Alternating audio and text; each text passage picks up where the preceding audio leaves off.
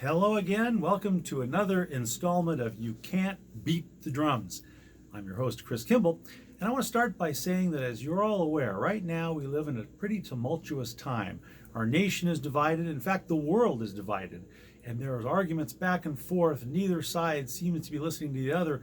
It's almost reached the point of violence. Now, I'm not talking about political differences. I'm not talking about racial differences. I'm not even talking about religious differences. No, I'm talking about something that is so deeply ingrained in the human psyche that the two sides can almost never agree and may not ever be able to agree. I'm talking, of course, about whether drums should be muffled or open.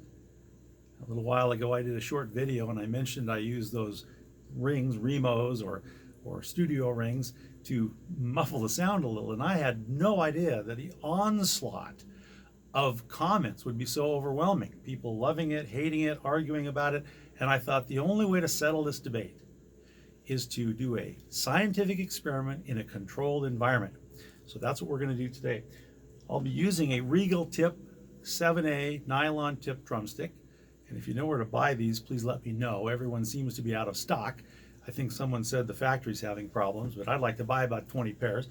At any rate, the drum we'll be using is a Sonar Highlight exclusive 13-inch tom with the Weather King Ebony Ambassador top head and a stock from the factory Sonar resonant head. Now, the Sonar head is thinner, and you may wonder, why use a thicker head on the top and a thinner head on the bottom?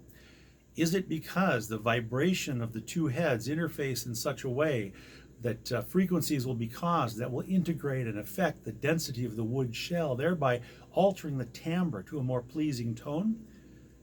No, it's because I'm too cheap to buy another bottom head to match the top. So let's try the drum first with the muffling. I'm going to add a little muffling to the drum. And okay, now let's listen and see if that affects the tone. Yeah, definitely the overtones are slightly muted and the drum head isn't vibrating as much as it would without the muffling. Now let's try it open. See if you can hear a difference.